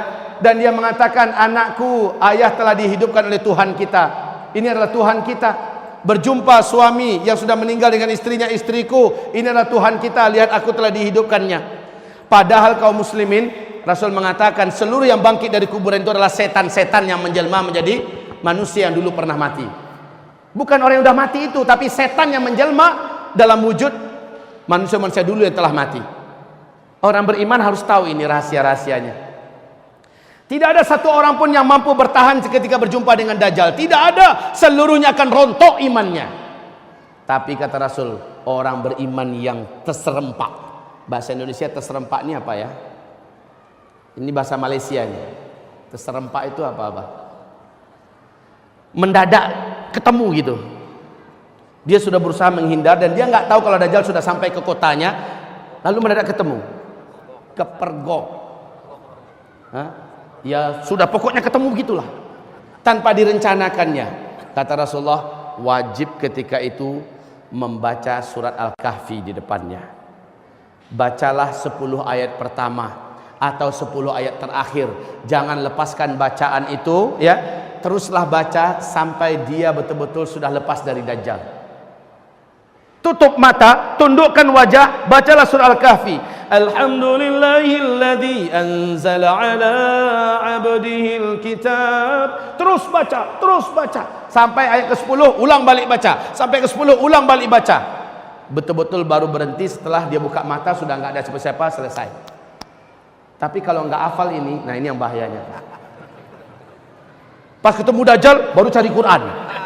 Enggak masanya lagi cari Quran. Tunggu om, cari Quran dulu. Habis nih. Makanya diperintahkan menghafal surat Al-Kahfi. Hafalkan surat Al-Kahfi 10 ayat pertama atau 10 ayat terakhir dari sekarang, dan lancarkan membacanya. Sering-sering bawa dalam sholat.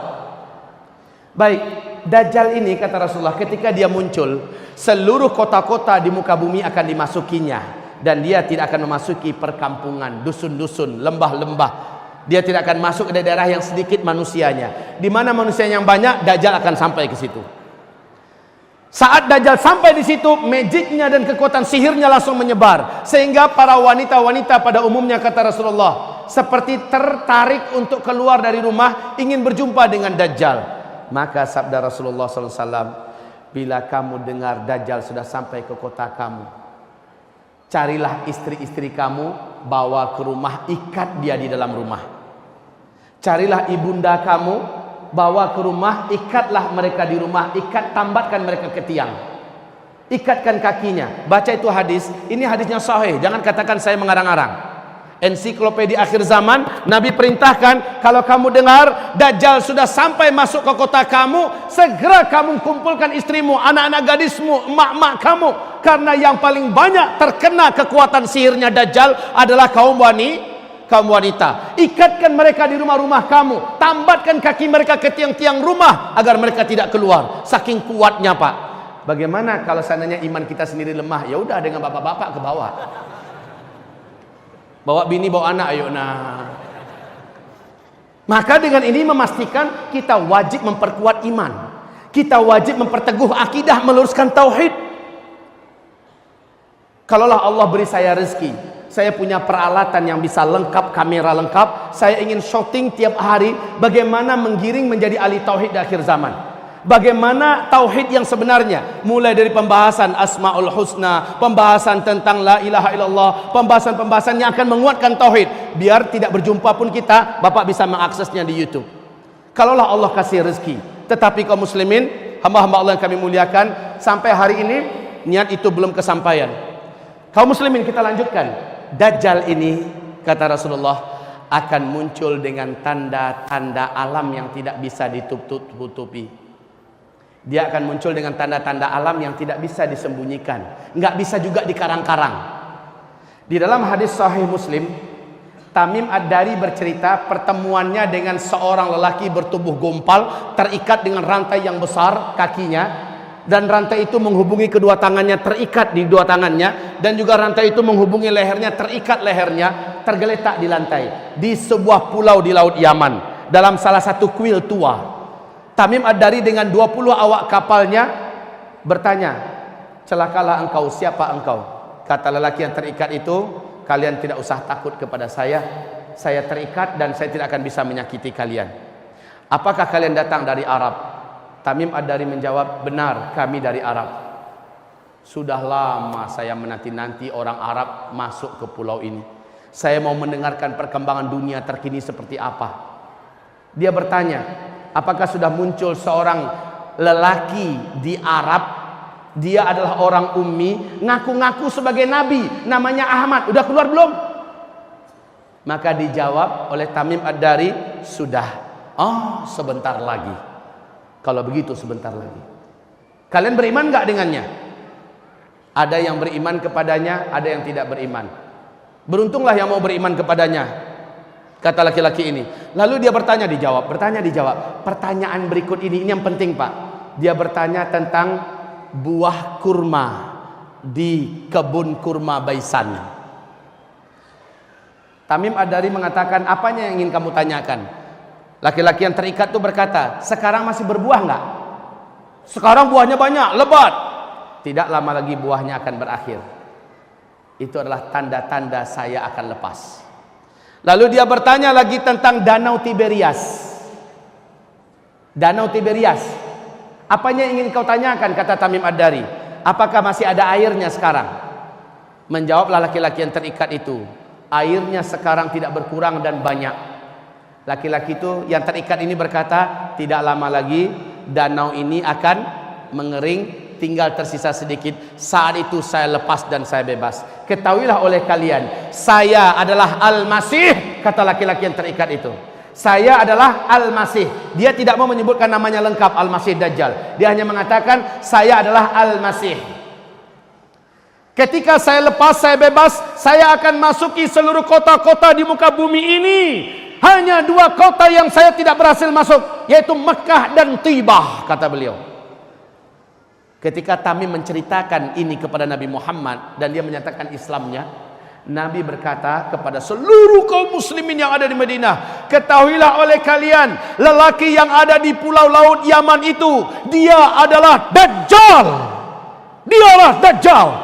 Demi Allah, ciri-ciri yang aku ceritakan kepada kalian lengkap semua yang ada diceritakan oleh Tamim barusan kepada saya.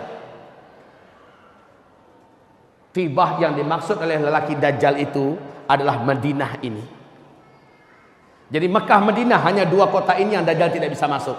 Makanya salah satu cara selamat dari Dajjal nanti, kata Rasulullah, larilah kamu ke Mekah atau ke Madinah. Masalahnya ketika Dajjal ini keluar, teknologi udah nggak ada. Kita mau lari ke Mekah gimana? Pesawat yang mau nerbangin kita udah nggak ada. Kalau begitu, ada langkah lain yang harus kamu segera buat agar kamu selamat dari Dajjal. Langkah-langkah inilah yang sudah kita susun dan kita muat dalam kitab Zikir Akhir Zaman. Cara-cara dari Rasulullah agar selamat dari Dajjal. Baik kaum muslimin, lanjutnya kita ceritakan yang 2 tadi. Lihat faktanya sekarang. Lihat faktanya sekarang. Buka YouTube kalau mau. Kalau mau, buka YouTube. Tentang buah kurma di kebun kurma Baisan. Di mana kebun kurma Baisan? Hah? Perbatasan Yordania dengan Palestina.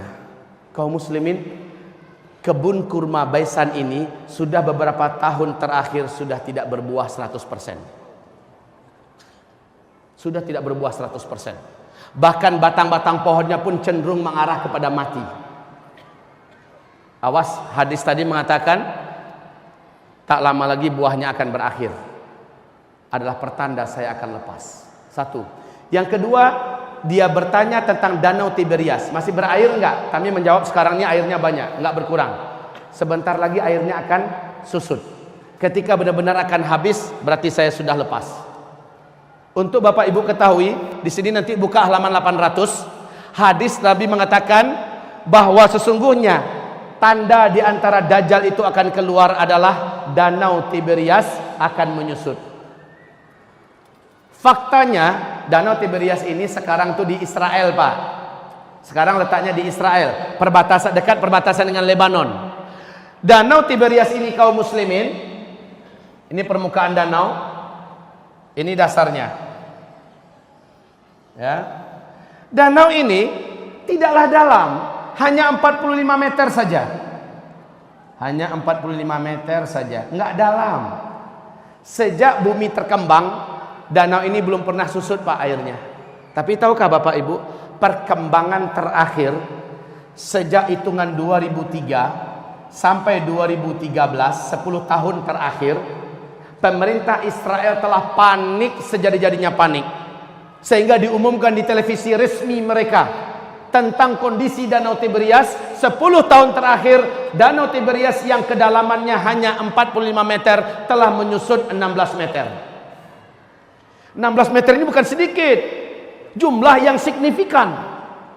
Ya, jadi dari permukaan sudah susut seperti ini, 16 meter, lebih 30% loh, Pak. Akhir 2013. Sekarang 2015 akhir, dicek kondisi Danau Tiberias sekarang, bagian yang menonjol dari dasar danau sudah kelihatan seperti pulau-pulau kecil. Berarti semakin menyusut. Menjerit pemerintah Israel hari ini, ketakutan yang tidak bisa disembunyikan, Pak. Sebab apa? Sebab Danau Tiberias ini sumber air satu-satunya bangsa Yahudi di Israel. Mereka tidak punya mata air yang lain. Mereka tidak punya sungai. Hanya ini sumber mereka satu-satunya. Dan ini terus menyusut, terus menyusut, terus menyusut. Kalau Bapak Ibu nggak percaya, buka YouTube. Nggak percaya juga dengan YouTube, khalas ada paspor nggak? Pergi sana, saya ongkosin PP. Kalau ada paspor saya pergi, pulang saya ongkosin. Nginepnya 2-3 hari sana, hotelnya saya tanggung. Tapi kalau ternyata memang menyusut, pulangnya kembalikan uang saya. Iya, kembalikan uang saya kalau nggak percaya. Kan ada juga tipe orangnya toh. Allah itu cuma ngomong doang, ya sudah pergi sana. Kalau perlu dengan biaya buat paspornya saya tanggung. Kalau nggak percaya. Baik Bapak Ibu yang kami muliakan, la haula wala quwata illa billah, informasi ini akurat. Ini nggak bisa ditutup-tutupi, nggak bisa dibuat-buat. Inilah yang menjadikan para ulama di Timur Tengah berkata, hadza zamanu khurujid dajjal. Inilah zaman kita hidup ini, si dajjal terlaknat itu akan lepas. Zaman saya hidup, zaman Bapak hidup, zaman ibu-ibu hidup, Bu, makhluk celaka ini akan lepas. Tanda-tandanya sudah sangat nyata. Ya Karim, ya Rab. Wallahi, jangankan Bapak, saya saja kalau berjumpa dengan Dajjal, saya yakin tak tentu saya akan selamat. Ulama-ulama kita kalau berjumpa dengan Dajjal mungkin akan tanggal iman dari dada mereka. Saking dahsyatnya makhluk celaka ini. Jadi Pak, makhluk ini akan lepas tak lama lagi. Kalau melihat tanda-tanda ini. Baik, Rasulullah bersabda, hanya seorang remaja lelaki yang berjumpa nanti dengan Dajjal, ternyata dia seorang yang gak mau sujud. Dajjal bertanya kepadanya, kenapa kamu tidak mau sujud kepada saya? Tak, saya Tuhan kamu. Tidakkah engkau lihat manusia seluruhnya sujud kepada saya? Remaja lelaki ini berkata, sorry ya, sujud kau hanyalah untuk Allah dan kamu adalah makhluk. Saya tidak akan sujud kepada makhluk. Dajjal marah kepadanya, jika kamu tidak mau sujud kepada saya, kamu tak bunuh. Kata remaja ini, tafadhol, silakan. Maka Rasulullah bersabda, dijambaknya rambut remaja laki-laki ini dengan gergaji, dibelah duanya kepala remaja laki-laki ini. Dibelah dua. Si remaja laki-laki mengucapkan la ilaha illallah, dia pun syahid. Terbelah sampai ke dada, terjatuh. Darah bersimbah di lantai. Dajjal mengelilinginya satu kali keliling sambil komat kamit, mulutnya membaca mantra-mantra tertentu. Membaca mantra-mantra tertentu. Setelah selesai, Dajjal menunjuk ke arahnya, "Qum, bangkitlah kamu." Allah izinkan, kata Rasul. Allah izinkan. Ini benar-benar nyata, bukan lagi setan yang menjelma. Ya, Allah izinkan remaja laki-laki ini tubuhnya kembali menyatu. Kalau dalam film-film dongeng ini ilmu rawa rontek. Nyatu kembali, bertemu kembali tubuhnya, dan remaja ini kembali bangkit. Dajjal bertepuk dada dan bangga kepada para pengikutnya. Kalian lihat, sudah saya bunuh nih anak, dan sekarang saya hidupkan dia di depan mata kalian. Semakin percaya mereka ini memang Tuhan. Sementara si remaja lain lagi, setelah dia bangkit, apa kata Dajjal? Sujud sekarang. Saya sudah buktikan kepada kamu, saya Tuhan kamu. Kamu sudah saya matikan dan saya hidupkan sekarang. Apa kata si remaja ini? Sorry Jal, setelah kejadian ini malah makin mantap iman saya, kamu asli Dajjal. Hai manusia, inilah dia Dajjal yang diceritakan oleh Rasulullah SAW. Rasulullah telah menceritakan akan ada seorang remaja lelaki yang akan dibunuh oleh Dajjal karena tidak mau sujud kepadanya, dan Dajjal menghidupkannya kembali dengan izin Allah. Remaja itu hidup, tetapi setelah itu Dajjal tidak akan sanggup lagi membunuhnya kali kedua, dan juga tidak ada sanggup membunuh manusia manapun. Hai manusia, taubatlah kalian, ini adalah Dajjal, kafirilah oleh kalian dia. Dajjal marah kepadanya, ingin membunuhnya kali kedua. Memang kemampuannya sudah dicabut oleh Allah Subhanahu wa taala.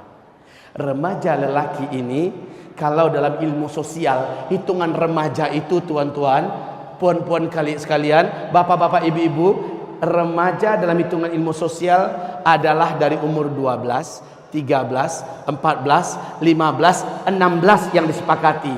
Berselisih pendapat tentang umur 17. Sekarang kita ambil yang sampai 17 aja dah. 12, 13, 14, 15, 16, 17. Ini usia remaja. Oke, dalam ilmu sosial.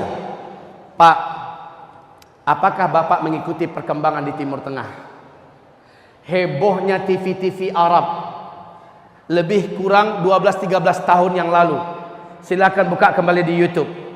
Heboh karena di TV-TV Arab diberitakan telah lahir seorang bayi laki-laki di Palestina.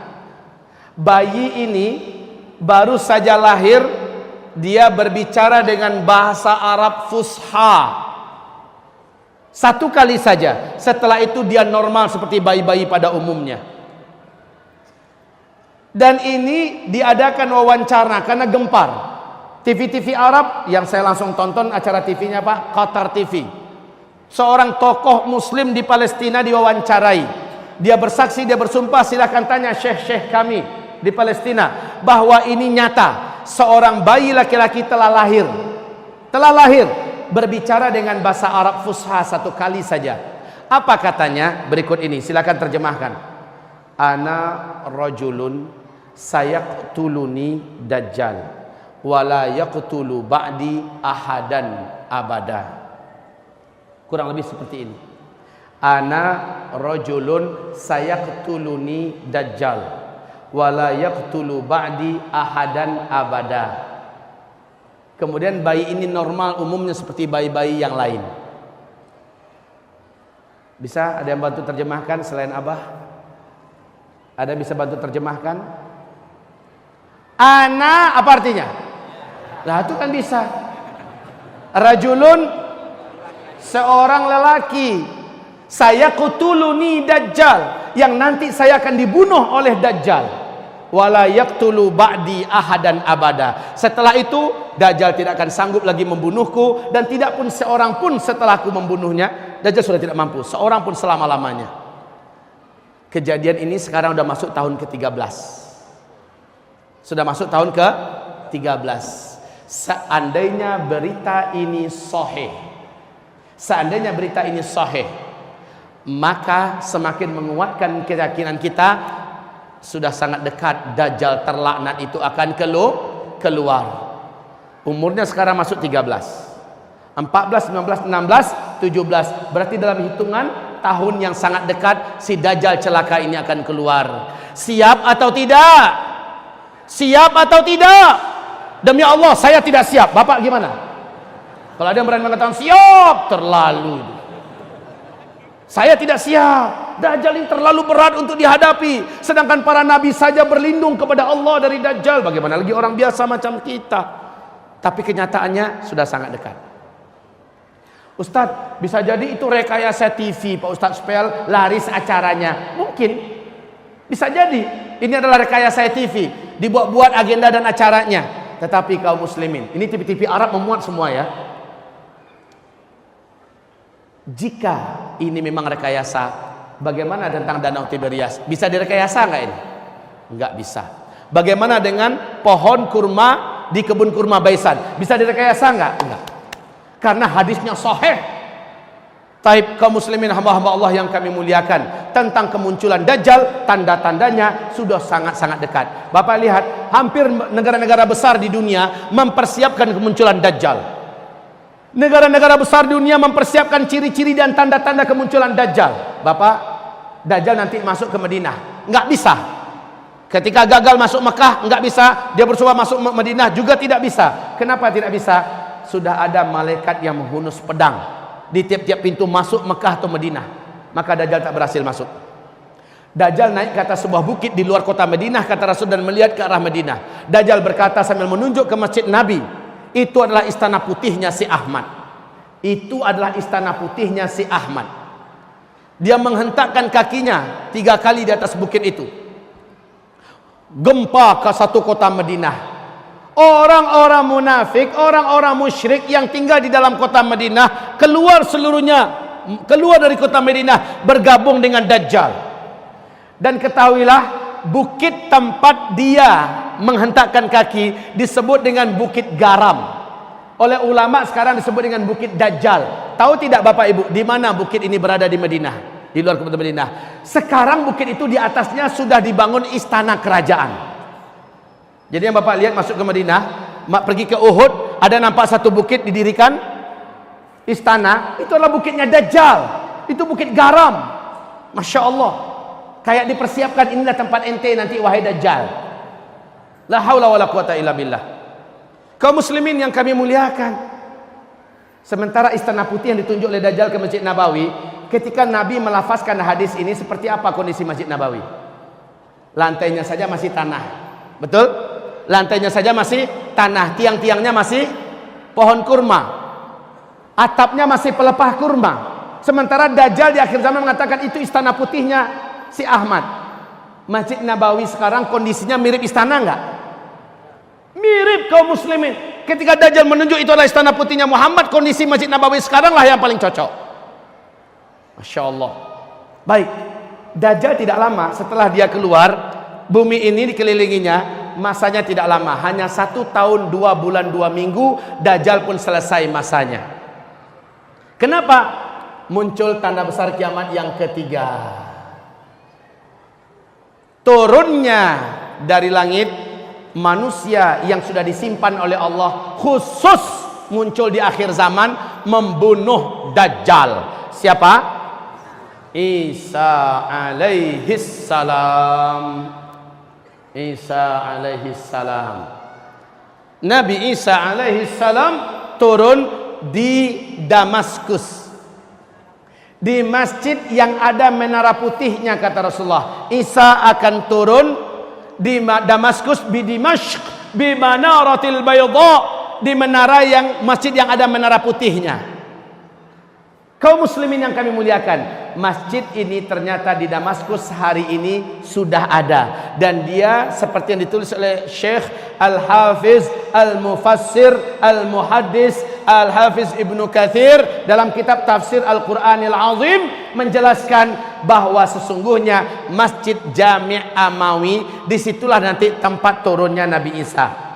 Ada menara putihnya, Pak. Ini termasuk masjid yang sampai hari ini belum dirusak oleh Bashar Assad. Masya Allah. Kaum muslimin yang kami muliakan, Nabi Isa turun di Damaskus, bukan Isa Habibullah yang di Jombang kemarin ngaku sebagai Nabi Isa. Syukur udah tobat sekarang ya, udah tobat. Bukan, kaum muslimin, Isa turun. Al-Mahdi terkepung di masjid itu sudah sekian hari. Orang-orang beriman bersama Al-Mahdi sudah terkepung di dalam masjid itu sekian hari. Al-Mahdi ini siapa yang akan memimpin di sini? Di mana munculnya Al-Mahdi? Setelah Dukhan. Ingat baik-baik, Al-Mahdi akan muncul setelah Dukhan. Di sini Al-Mahdi muncul. Taib, kaum muslimin, Al-Mahdi menaklukkan timur dan barat. Kemudian saat Dajjal keluar, dia tidak sanggup berperang melawan Dajjal, dalam artian tidak terkalahkan Dajjal. Lalu Al-Mahdi terkepung di Masjid Jami' Amawi. Al-Mahdi, hamba-hamba Allah yang kami muliakan, dengan orang beriman salat subuh berjamaah, kumandang subuh. Kemudian selesai salat sunat fajar atau salat sunat qabliyah subuh, Al-Mahdi suruh qomat. Beliau pun maju ke depan. Saat maju ke depan, seluruh mata mengarah kepada langit. Ternyata Nabi Isa sedang turun diapit oleh 2 malaikat yang masing-masing malaikat punya 2 sayap yang terkembang. Nabi Isa turun. Tangan Isa yang kanan memegang bahu sebelah kiri malaikat sebelah kanannya. Tangan Isa yang sebelah kiri, telapak tangannya memegang bahu sebelah kanan malaikat yang sebelah kirinya. Isa pun turun. Rambut Nabi Isa, kata Rasulullah, bagaikan orang yang baru siap mandi, seperti ada air-air yang menetes. Orang-orang yang beriman tersenyum bahagia karena yang dinanti-nanti sudah datang, Isa alaihi salam. Dan memang mereka sangat yakin, Pak, inilah saatnya Nabi Isa harus turun.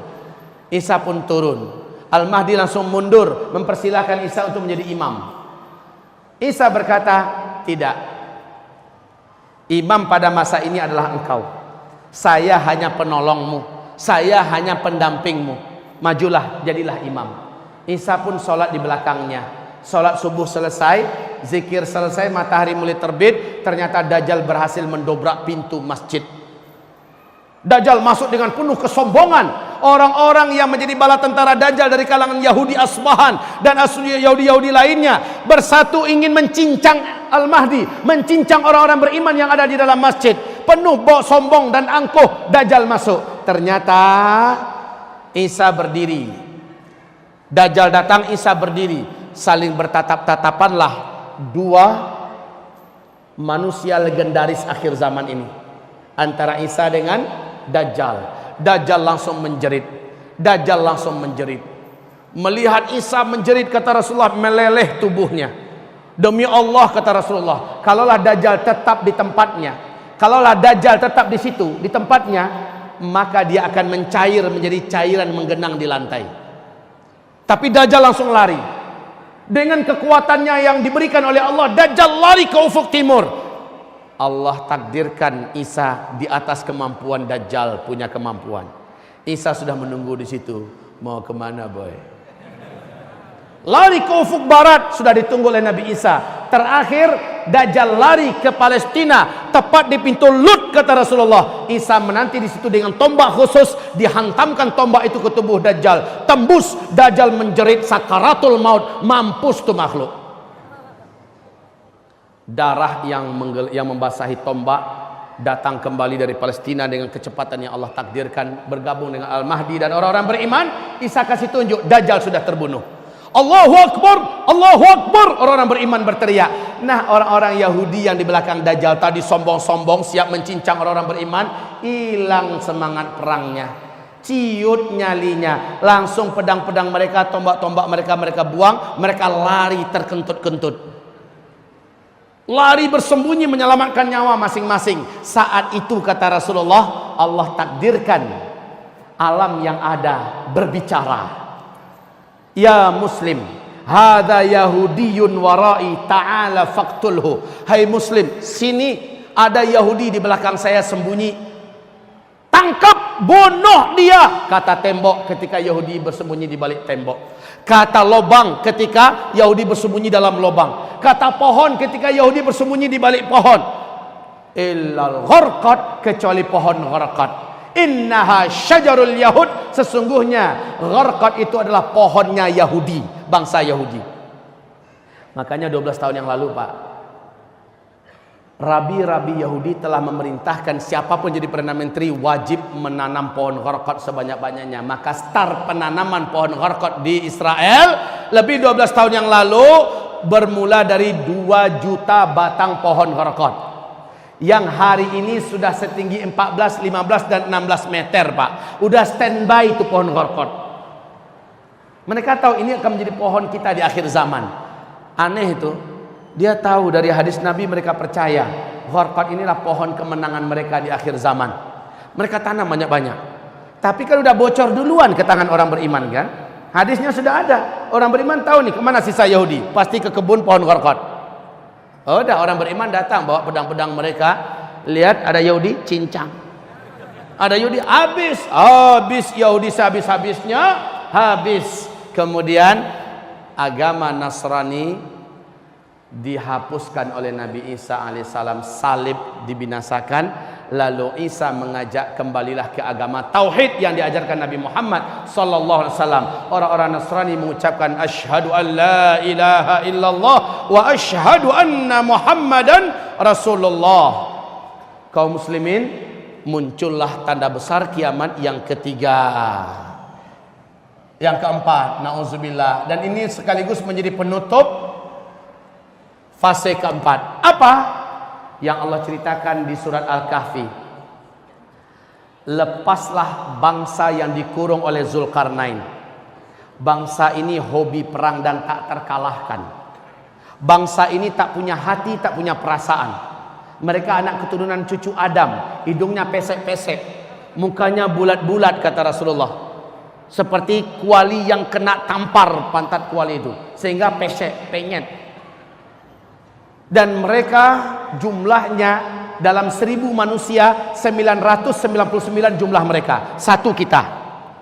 Makanya kata Allah kepada Nabi Isa, hai Isa, hari ini tidak ada yang sanggup mengalahkan mereka. Bawalah hamba-hambaku yang beriman kepadaku bersamamu ke atas gunung Tursina. Hari ini tidak ada yang sanggup mengalahkan Ya'juj dan Ma'juj.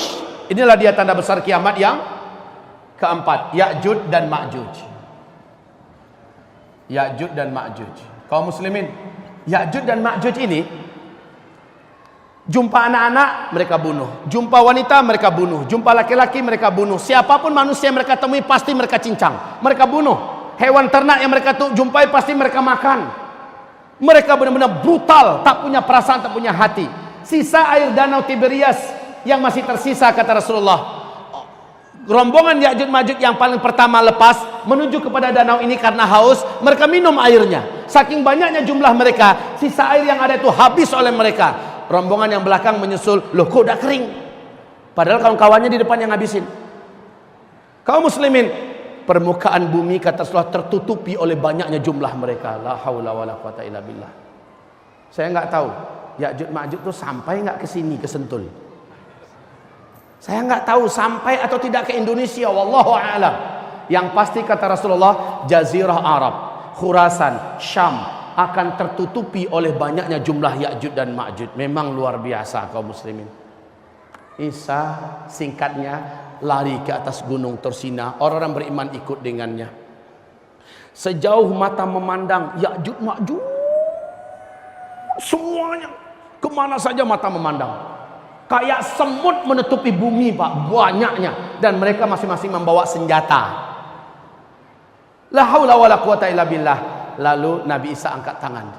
Ya Allah, tidak ada yang sanggup menghadapi Ya'juj dan Ma'juj ini kecuali hanyalah Engkau. Habisilah mereka dengan caramu ya Rabbal Alamin.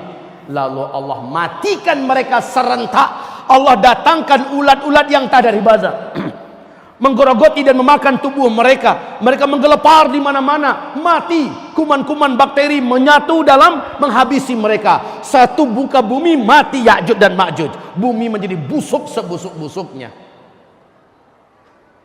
Nabi Isa kembali berdoa, Ya Rabb, tidak ada yang mampu membersihkan bumimu kecuali hanyalah Engkau. Bersihkanlah wahai Rabbul Alamin.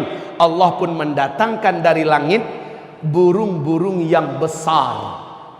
Jumlah burung tersebut kata Rasulullah, siang bolong macam ini Pak, langsung menjadi gelap gulita, seperti malam, tengah malam jam 1 jam 2, pekat segelap-gelapnya. Ternyata burung itu menutupi langit. Banyak betul jumlahnya Pak. Satu ekor burung tersebut kata Rasulullah besar lehernya, dan bentuk lehernya mirip dengan leher onta. Kebayang badan burung itu sebesar apa? Burung tersebut menukik ke bumi. Semua yang saya jelaskan hadisnya sahih. Bapak dapatkan di kitab ini. Hadis riwayat siapa, nomor berapa, di kitab apa, supaya jangan ada yang mengatakan ini takhayul ya, ini dongeng ya. Saya menyampaikan semuanya berdasarkan kepada dalil. Baik. Burung tersebut menukik. Satu ekor burung mengangkat satu bangkai Ya'juj Ma'juj dan dibawa terbang.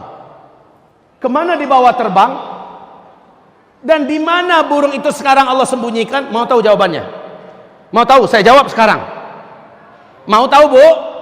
Burung itu di mana sekarang? Sebegitu banyak jumlahnya.